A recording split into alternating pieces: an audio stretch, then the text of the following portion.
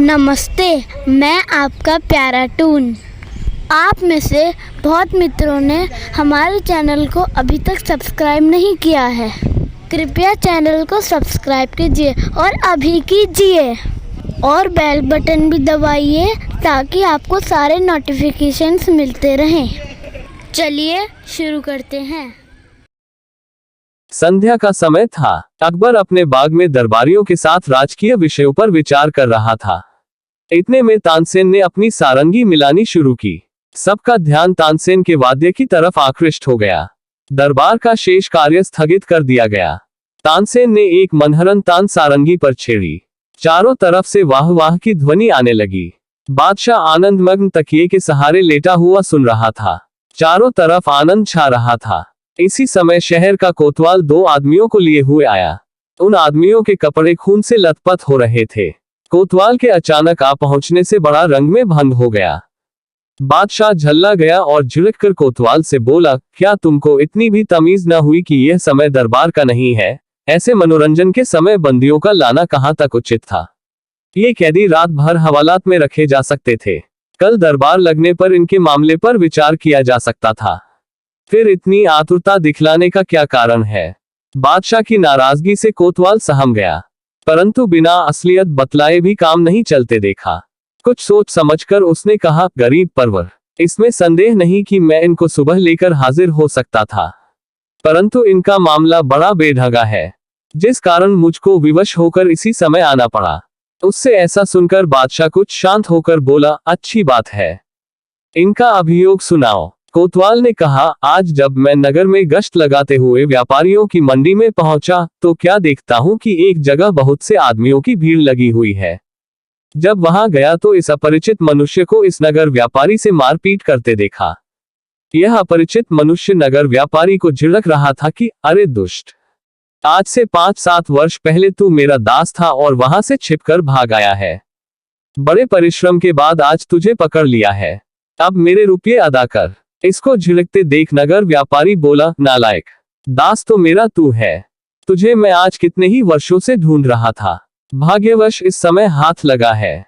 इनकी आपस की ऐसी लड़ाई देखकर मैं इन्हें गिरफ्तार कर सरकार के सामने लाया हूं। अब आपकी जैसी मर्जी हो, इनका निपटारा कीजिए। बादशाह ने उनसे साक्षी मांगी। नगर सौदागर ने कहा, गरीब परवर, आज 5 वर्ष का अरसा हुआ कि मैं अपना शहर ईरान छोड़कर दिल्ली आ बसा हूं, और यह हमारा नौकर इससे 2 वर्ष पहले ही मुझको छोड़कर भाग गया था। आज जब मैं बाजार में खरीद फरोख्त कर रहा था तो ये भी अचानक वहीं आ पहुंचा और मेरा हाथ पकड़कर बोला, तू मेरा गुलाम है, तू मेरा गुलाम है। मेरे व्यापारी होने का सारा शहर साक्षी है। जब पहला व्यापारी अपना बयान दे चुका तो दूसरा विदेशी व्यापारी बोला, पृथ्वीनाथ, ये झूठ बोलता है, क्योंकि ईरान का व्यापारी मैं हूँ। इस शहर में मैं बिल्कुल नया नया आया हूँ, इस कारण यहाँ का एक भी नागरिक मुझे नहीं पहचानता। ये जो इस नगर में शेर अली के नाम से विख्यात हो रहा है, सो इसका फर्जी नाम है। ये नसीबा नामी मेरा गुलाम है। 7 वर्ष का जमाना गुजरा जब मैं इसे दुकान पर छोड़ बाहर व्यापार के लिए गया था। मौका देख यह मेरी बहुत बड़ी रकम चुराकर भाग आया है। तभी से मैं इसकी खोज में दर दर ढूंढता फिरता हूँ।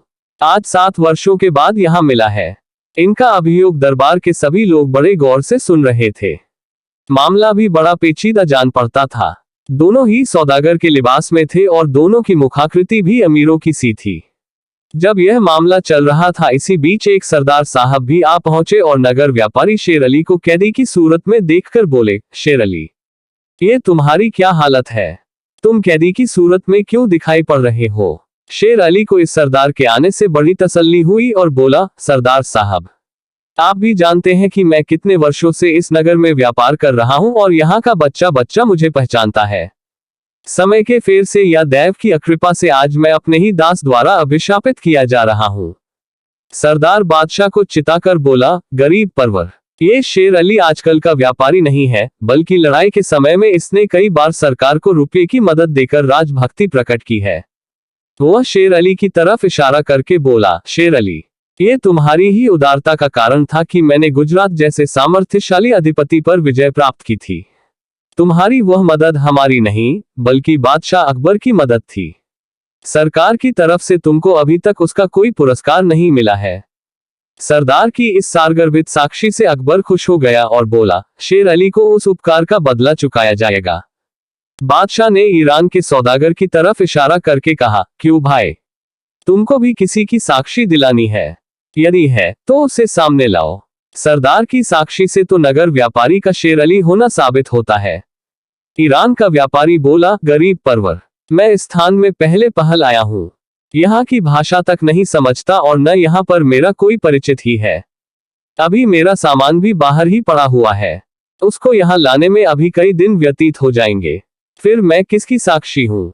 हाँ, इतना जरूर है कि मैं दूर देशों से सुनता आ रहा हूँ कि आपके दरबार में बड़ा सच्चा न्याय होता है, इसलिए कृपया हमारा उचित न्याय करा दीजिए। दोनों लोगों की बातें सुनकर एक सभासद ने बादशाह अकबर से अर्ज किया, पृथ्वीनाथ, यह मामला बड़ा ही बेढंगा दिख पड़ता है, इसका फैसला कवि गंग से कराया जाए। वे ऐसे ऐसे मामलातों को महज खिलवाड़ मात्र समझा करते हैं। बेचारा कवि गंग बड़ा घबराया और झट बोल उठा, हजूर, बीरबल के रहते इसका न्याय करने की दूसरे की आवश्यकता नहीं है, अतएव इसका न्याय बीरबल से ही कराया जाए। वे इससे कभी इनकार नहीं कर सकते। बादशाह तो पहले ही से समझ रहा था। उसने बीरबल को आज्ञा दी, इस मामले को अच्छी तरह जांचकर न्याय करो। बीरबल ने भी सहर्ष स्वीकार किया। बीरबल की कार्रवाई शुरू हुई। उसने दोनों व्यापारियों को पास बुलाकर उनसे बहुत प्रकार की पूछताछ की, परंतु फिर भी कुछ मतलब की बात हासिल न हुई। तब उसने एक नई सूझ निकाली। बीरबल उन दोनों सौदागरों को एक जगह खड़ा कराकर एक जल्लाद को नंगी तलवार लिए हुए बुलवाया। जब वह आकर हाजिर हुआ तो बीरबल उससे बोला, क्या देखता है, गुलाम को अभी मार डाल। बीरबल के मुख से इतना शब्द निकलते ही जल्लाद तलवार लेकर झपटा।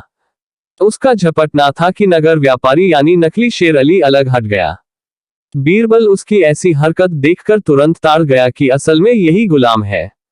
उसने उसकी कलाई पकड़ ली। नकली शेर अली ने भी अपना गुलाम होना स्वीकार कर लिया और वह तुरंत कैद कर लिया गया। अनंतर दरबारियों के पूछने पर उसने कहा, असल में मैं ही अपने इस ईरानी मालिक असली शेर अली का गुलाम था। मेरी आदत धीरे धीरे बिगड़ने लगी। मैं हमेशा इसे हटाने की ताक में था।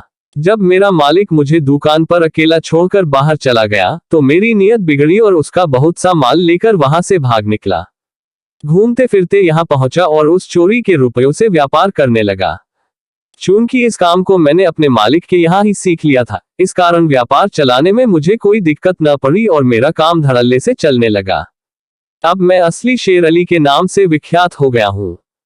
इतने दिनों के परिश्रम से जो मैंने भारतवर्ष में अपना नाम प्रख्यात किया था, सो आज देव के प्रकोप से मिट्टी में मिल गया।